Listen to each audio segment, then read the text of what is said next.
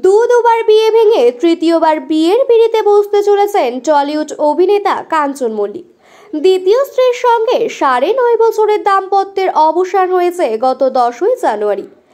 এক মাস যেতে না যেতেই শ্রীময়ী চট্টরাজের সঙ্গে রেজিস্ট্রি সারলেন কাঞ্চন। এদিকে তার দ্বিতীয় স্ত্রী পিঙ্কি এবং ছেলে অশ রয়েছে বর্ষিয়ান অভিনেত্রী সাবিত্রী চ্যাটার্জির বাড়িতে। সাবিত্রীর সম্পর্কে পিঙ্কির ঠাকুমা হন। পিঙ্কির ঠাকুমা আসলে সাবিত্রীর নিজেরই বোন। বর্ষিয়ান অভিনেত্রী সাবিত্রী চট্টোপাধ্যায়রা 10 বোন। কাঞ্চন মল্লিকের প্রাক্তন স্ত্রী পিঙ্কি এবং তাদের ছেলে অশ সাবিত্রীর বাড়িতেই রয়েছেন।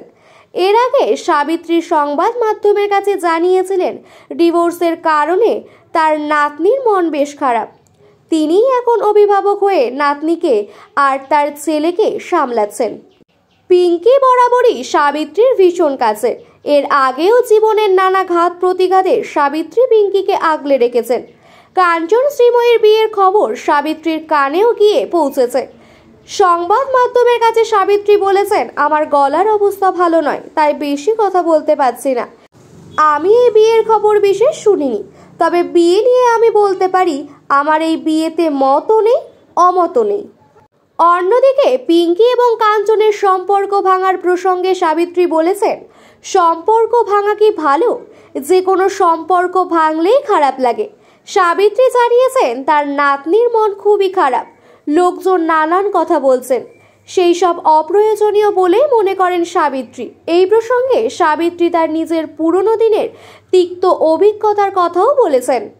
সাবিত্রীর কথায়, একসময় আমাকে নিয়েও রটেছিল আমি নাকি উত্তম কুমারের সঙ্গে থাকি, অথচ সবই মিথ্যে। আর কাঞ্চনের বিয়ের প্রসঙ্গে পিঙ্কি বলেছেন, যা হয় ভালোর জন্যই হয়। একজন মা কখনো দুর্বল হয় না, সব পরিস্থিতি সামলাতে পারে তারা। আমার ছেলের বাবার বিয়ে ওর ওপর কোনো প্রভাব ফেলবে না, কারণ ওর মায়ের নাম পিঙ্কি বন্দ্যোপাধ্যায়। TV9 বাংলার কাছে সাক্ষাৎকার দেওয়ার সময় পিঙ্কি জানিয়েছেন, অশ আমাকে বলেছে যেটা বাস্তব সেটা বাস্তব। আমরা নতুন করে জীবন শুরু করব। আমার সঙ্গে খুবই ভালো আছে অশ। আমাকে একটাই কথা বলেছে, মা আমার কাজটাকে যেন তুমিই পাও। পৃথিবীর কোনো শক্তি নেই যে শক্তি 18 বছর আগে অশকে আমার থেকে সরিয়ে নেবে।